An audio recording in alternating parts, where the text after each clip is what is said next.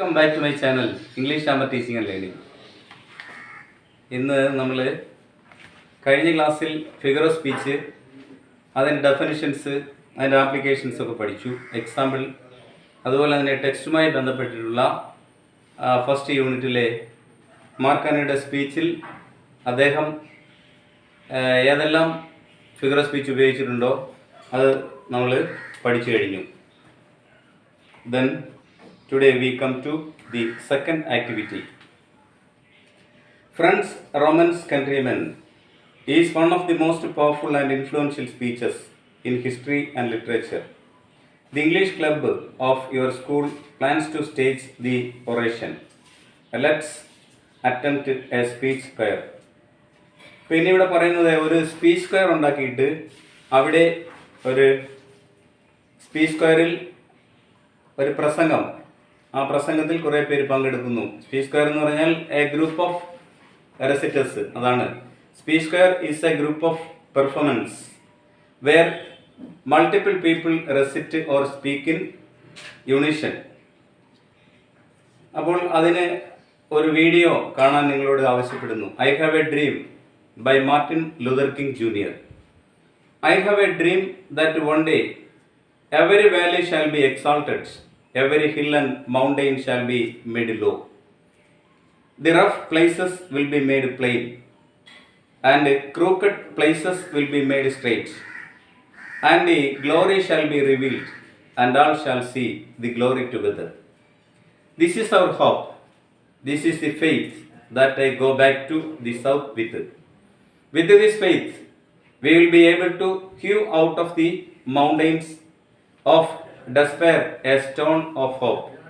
With this faith, we will be able to transform the jangling discords of our nation into a beautiful symphony of brotherhood. With this faith, we will be able to work together, to pray together, to struggle together, to go to jail together, to stand up for freedom together, knowing that we will be free one day.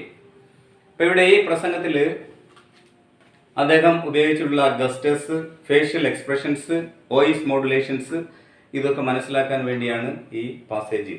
ഇത് തന്നെ നിങ്ങൾക്ക് school speech സ്ക്വയറിൽ അവതരിപ്പിക്കാൻ പറ്റും.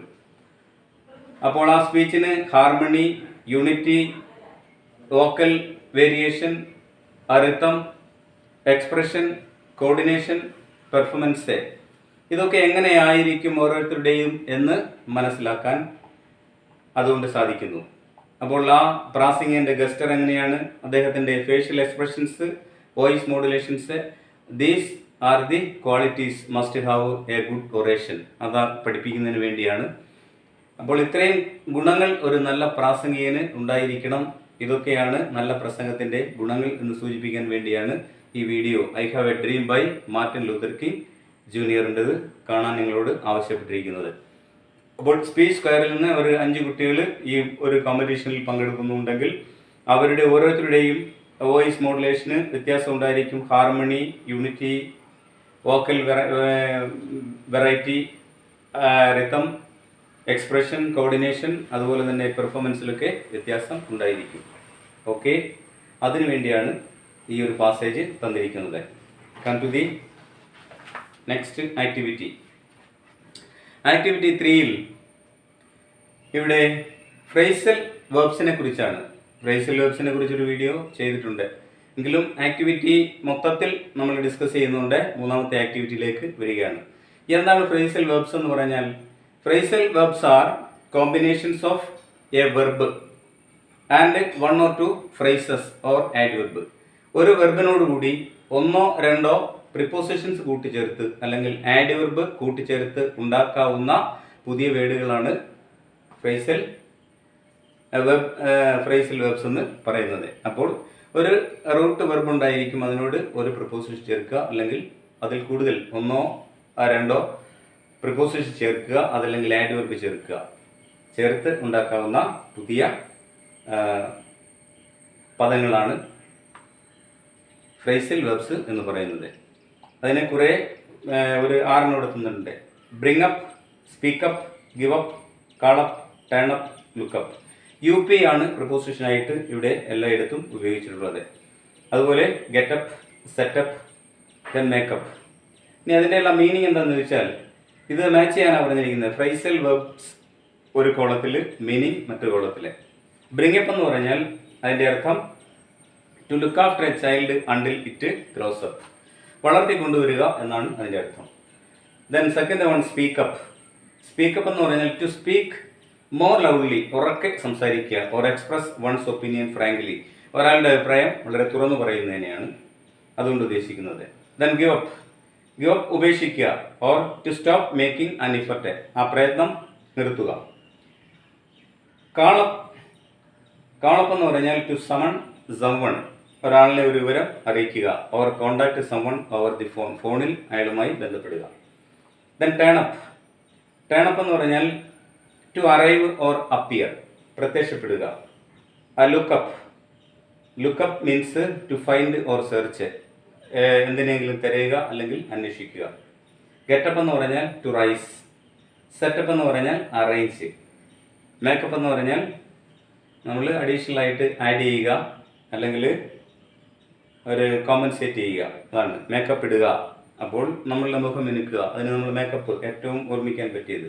അപ്പോൾ ഇവിടെ verb plus preposition ആവാം, verb plus preposition plus adverb ആകാം, വെർബ് പ്ലസ് ആഡ്വർബ് ആകാം. അതേ രീതിയിൽ നമുക്ക് ഫ്രൈസൽ വെർബ്സുകൾ ഫോം ചെയ്യാൻ പറ്റും.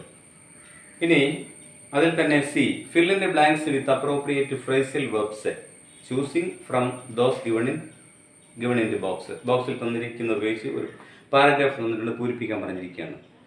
Turn up, give up, get up, make up, set up. ഇതെല്ലാം നമ്മൾ എൻ്റെ മീനിങ് പറഞ്ഞു കഴിഞ്ഞതാണ്. A large number of curious onlookers at Pelayo's house to catch a glimpse of the mysterious old man with enormous wings. അവിടെ a large number of curious onlookers turn up.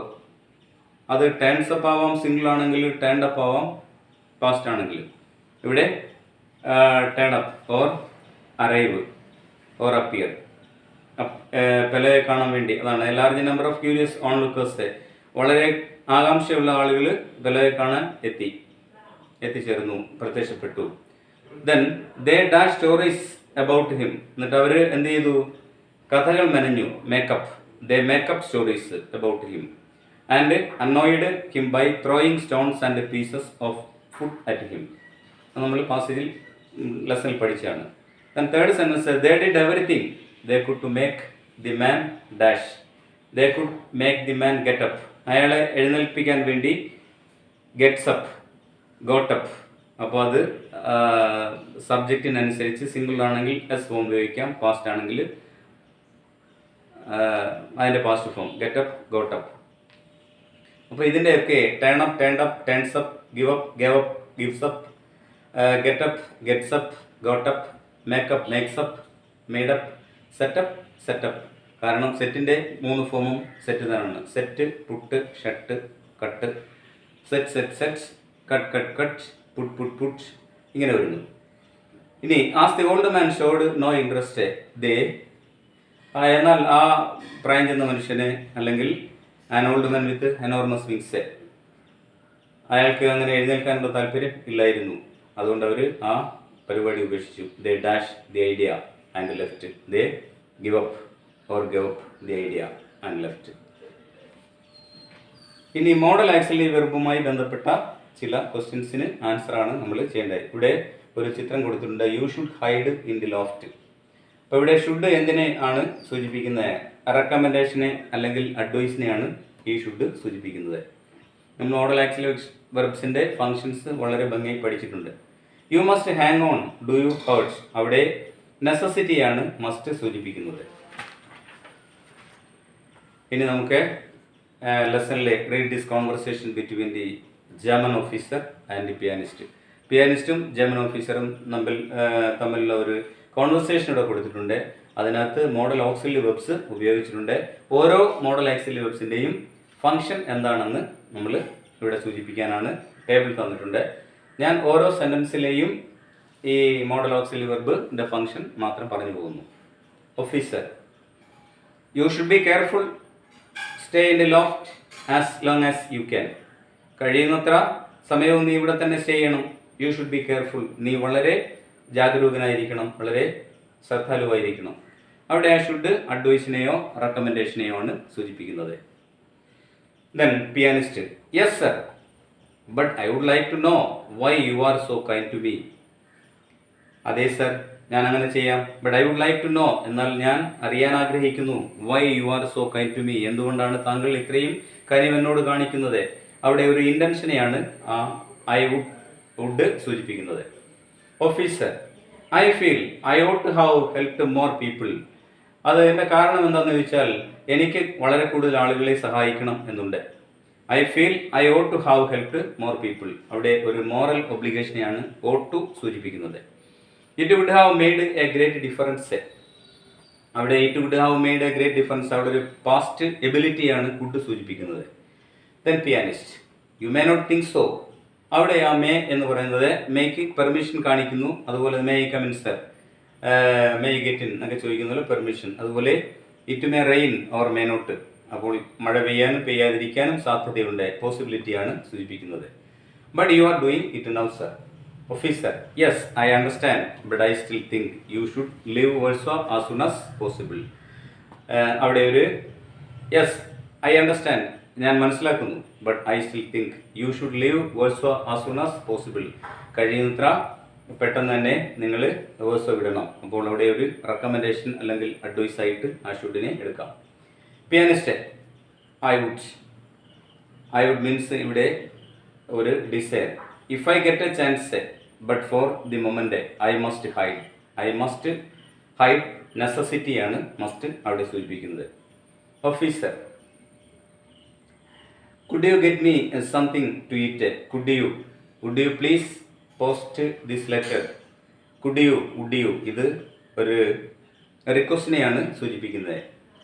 would you please polite റിക്വസ്റ്റിനെയാണ് സൂചിപ്പിക്കുന്നതെങ്കിൽ could you ഇവിടെ ഒരു റിക്വസ്റ്റിനെയാണ് സൂചിപ്പിക്കുന്നത്. Then I will certainly, അവിടെ ഒരു ഡിറ്റർമിനേഷനെ സൂചിപ്പിക്കുന്നു. You must stay in the loft until I come, ഞാൻ തിരിച്ചു വരുന്നവരെ നിങ്ങളിവിടെ തന്നെ സ്റ്റേ ചെയ്യണം. യു മസ്റ്റ് അവിടെ തീർച്ചയായും കാണിക്കുന്നു, ഒരു ഫ്യൂച്ചറിറ്റിയെ കാണിക്കുന്നു, അതുപോലെ തന്നെ ഡിറ്റർമിനേഷനെ കാണിക്കുന്നു. ഇതാണ് അതുമായി ബന്ധപ്പെട്ട മോഡൽ ഓക്സിലറി വെർബ്സ്. ഇവിടെ ഐ ഷുഡ്, അതുപോലെ തന്നെ would, ought, could, may, must, will, ഇത്രയും മോഡൽ ഓക്സിലറി വെർബ്സിൻ്റെ ഫങ്ഷൻസ് ആണ് ഈ കോൺവെർസേഷനിൽ നിന്ന് നമ്മൾ മനസ്സിലാക്കുന്നത്. ഇനി read and complete the following conversation between Pelayo and Elisenta from a very old man with enormous wings. ഈ താഴെ തന്നിരിക്കുന്ന പെലയോയുടെയും എലിസൻ്റെയും സംഭാഷണം ശ്രദ്ധിച്ചിട്ട് അവരുടെ ഇടയിലുള്ള പെലയുടെയും എലിസൻ്റെയും ഇടയിലുള്ള സംഭാഷണം ശ്രദ്ധിച്ചിട്ട് അല്ലെങ്കിൽ A very old man with enormous wings എന്ന പാഠവുമായി ബന്ധപ്പെട്ട് ഇവിടെ മോഡൽ ഓക്സിലറി വെർബ് ഫില്ല് ചെയ്യാൻ പറഞ്ഞിരിക്കുകയാണ്. പെലയോ, we try to help the old man. We should try to help the old man. We might try to help the old man. ഇവിടെ we should try to help the old man. നമ്മൾ ആ പ്രായം ചെന്ന മനുഷ്യനെ സഹായിക്കണം, അതിന് try ചെയ്യണം. അവിടെ ഷുഡാണ് ആപ്ലിക്കബിൾ. ഷുഡുമായിട്ടും കൊടുത്തിട്ടുണ്ട്, ഷുഡാണ് applicable. Elisenda, that's right. You help me clean his wings. നിങ്ങൾ എന്നെ സഹായിക്കണം അദ്ദേഹത്തിൻ്റെ ചിറകുകൾ ക്ലീൻ ചെയ്യാൻ. Will you help me clean this wing? May അല്ല, അവിടെ will you help me clean his wings. Pelayo, of course, തീർച്ചയായും. We ought to be careful. We ought to be careful, അവിടെ ഒരു ഒബ്ലിഗേഷനെ സൂചിപ്പിക്കുന്നു. ഓട്ടാണ്, ക്യാൻ അല്ല. Then we dash not hurt the old man. We must not hurt the old man. Could not അല്ല, must not. തീർച്ചയായും അയാളെ നമ്മൾ ഉപദ്രവിക്കരുത്. Can past ability, can present ability, could past ability, അതല്ല. എലിസണ്ട, വീണ്ടും we keep his indoors, he might fly away. നമുക്ക് ഇൻഡോറിൽ അയാളെ സൂക്ഷിക്കണം അല്ലെങ്കിൽ കൊണ്ടുപോകണം. അവിടെ will we keep him indoors, he might fly away. അയാൾ പറന്നു പോയേക്കാനുള്ള സാധ്യതയുണ്ട്, അതുകൊണ്ട് എന്ത് ചെയ്യണം? Will we keep him indoors, നമ്മൾ അങ്ങനെ ഇൻഡോറിൽ സൂക്ഷിക്കണ്ടേ അല്ലെങ്കിൽ അവിടെ കൊണ്ടുപോകണ്ടേ. അല്ലയോ? He dash fly, he cons fly, he must wait till he heals a, he must wait, അവൻ അവിടെ തന്നെ കഴിയട്ടെ. ഹി ഹീൽസ് എ, പറക്കാൻ അല്ലെങ്കിൽ ചിറകുകളൊക്കെ സുഖമാകുന്നതുവരെ, ഈ അവസ്ഥ മാറുന്നതുവരെ. അപ്പോൾ അവിടെ ആക്സിലറി വെർബിൻ്റെ ഫങ്ഷൻസ് ആണ്, മോഡൽ ആക്സിലറി വെർബിൻ്റെ ഫങ്ഷൻസ് ആണ് നമ്മൾ അവിടെ കണ്ടത്. ഇനി നമുക്ക് പഠിക്കാനുള്ളത് ഇവിടെ എലിസണ്ട ആക്ടിവിറ്റി 2-ൽ read the sentence given below. Elisenda bought some pumps with heels and many dresses of silk. Now read the sentence again. ആദ്യത്തെ സെൻറ്റൻസിൽ പറഞ്ഞിരിക്കുന്ന എലിസണ്ട bought some pumps with heels and many dresses of silk. Now read the sentence again. എലിസണ്ട bought some stain pumps. അപ്പോൾ ആദ്യത്തെ സെൻറ്റൻസിൽ വെറും pumps എന്ന് പറയുന്നു, രണ്ടാമത്തേൽ satin pumps എന്ന് പറയുന്നു. അപ്പോൾ Elisenda bought some satin pumps with high heels and many dresses of iridescent silk. അപ്പോൾ ആദ്യത്തെ സെൻറ്റൻസിൽ സാറ്റിൻ എന്ന പദം കൂട്ടിച്ചേർത്തിരിക്കുന്നു പമ്പിന് മുന്നിൽ. അതുപോലെ രണ്ടാമത്തെ സെൻറ്റൻസിൽ ഹീൽസിന് മുന്നിൽ ഹൈ കൂട്ടിച്ചേർത്തിരിക്കുന്നു. അതുപോലെ തന്നെ ഇവിടെ many dresses of silk, many dresses of iridescent silk എന്ന് കൂട്ടിച്ചേർത്തിരിക്കുന്നു. അപ്പോൾ ഇവിടെ പംപ്സിന് മുന്നിൽ സാറ്റിൻ, ഹീൽസിന് മുന്നിൽ ഹൈ, സിൽക്കിന് മുന്നിൽ ഇറിഡസെന്റ്, ഇങ്ങനെ 3 പദങ്ങൾ കൂട്ടിച്ചേർത്തിരിക്കുന്നു. Given below, what changes do you notice in the second sentence? നമ്മൾ ശ്രദ്ധിക്കപ്പെട്ട സെക്കൻഡ് സെൻറ്റൻസിലെ എന്താണ് മാറ്റം? മാറ്റം എന്താണ്? A word is used or placed before pumps, before heels, before silks. അപ്പോൾ പംപ്സ് എന്നും ഹീൽസ് എന്നും സിൽക്ക് എന്നും പറഞ്ഞാൽ നൗൺസ് ആണ്. ആ നൗണിന് മുന്നിലാണ് ഈ സാറ്റിൻ, ഹൈ, ഇറിഡിസെന്റ് എന്ന പദങ്ങൾ കൂട്ടിച്ചേർത്തിരിക്കുന്നത്. ഇതിനെ നമുക്ക്, അപ്പോൾ ആ നൗണിനെ വിശേഷിപ്പിക്കുകയാണ്. അപ്പോൾ അതിനെ നമുക്ക് എന്ത് പറയാം? അഡ്ജക്റ്റീവ് എന്ന് പറയാം. Adjective is A word which modifies A noun or A pronoun. ഒരു നൗണിനെയോ ഒരു പ്രൊനൗണിനെയോ വിശേഷിപ്പിക്കാൻ ഉപയോഗിക്കുന്ന പദത്തെ ആണ് നമ്മൾ എന്ത് പറയുക? അഡ്ജക്റ്റീവ് എന്ന് പറയുക. Adjective is A word which placed before a noun or a pronoun to modify a noun. അപ്പോൾ adjective is a word which modifies a noun that is placed before the noun. ഒരു നാമത്തിന് മുന്നിലോ അല്ലെങ്കിൽ ഒരു സർവനാമത്തിന് മുന്നിലോ നാമത്തെ വിശേഷിപ്പിക്കാൻ ഉപയോഗിക്കുന്ന പദത്തെ എന്ത് പറയാം? അഡ്ജക്റ്റീവ് എന്ന് പറയാം. അത് അഡ്ജക്റ്റീവ് ആണ്. ഇനി given below are a few phrases from the story. സ്റ്റോറിയിൽ നിന്ന് ഒരു 4 പദങ്ങൾ ഇവിടെ കൊടുത്തിട്ടുണ്ട്, ഫ്രേസസ് കൊടുത്തിട്ടുണ്ട്. Underline the words similar to the ones in the above example. Unfortunate invalids, captive angel, senile vulture, supernatural virtue. ഇത് ഇത്രയുമാണ് കൊടുത്തിട്ടുള്ളത്. അവിടെ അൺഫോർച്ചുനേറ്റ് ഇൻവാലിഡ്സ് എന്ന് പറഞ്ഞാൽ ദൗർഭാഗ്യകരമായിട്ടുള്ള, ഇൻവാലിഡ്സ് ഡിസേബിൾഡ് എന്നർത്ഥം. ഇതാരെക്കുറിച്ചാണ്? ആ ഓൾഡ് മാനെ കുറിച്ചാണ്. ഓൾഡ് മാൻ്റെ ഒരു ക്വാളിറ്റിയാണ്. അപ്പം അഡ്ജക്റ്റീവ്സ് ഓഫ് ക്വാളിറ്റിയാണ് ഇവിടെ കാണുന്നത്. Invalides, unfortunate Invalides. അൺഫോർച്ചുനേറ്റ് എന്ന വേർഡ് ഫോർച്ചുനേറ്റ്, അൺഫോർച്ചുനേറ്റ്. ഫോർച്ചുനേറ്റ് ഭാഗ്യം ഉള്ള, അൺഫോർച്ചുനേറ്റ് നിർഭാഗ്യകരമായ, ഡിസേബിൾഡ് മാൻ്റെ ഒരു വിശേഷണം. Then captive Angel. ഏഞ്ചലിനെ നമ്മൾ ഒരു തടവുകാരനാക്കിയല്ലോ. അപ്പോൾ ക്യാപ്റ്റീവ് എന്ന് പറയുന്നത് മറ്റൊരു അഡ്ജക്റ്റീവാണ്. സനൈൽ വൾച്ചർ, വൾച്ചർ കഴുകൻ, സനൈൽ വൃദ്ധനായ.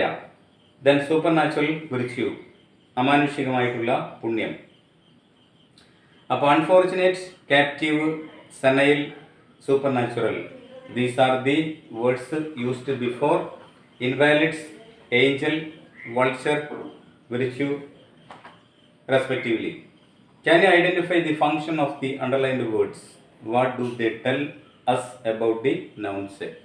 അപ്പോൾ ഈ നാമത്തെ വിശേഷിപ്പിക്കാൻ വേണ്ടിയാണ് ഇതൊക്കെ ഇവിടെ ഉപയോഗിച്ചിരിക്കുന്നതെന്നാണ് ഇത് സൂചിപ്പിക്കുന്നത്. I hope that you understood today's class.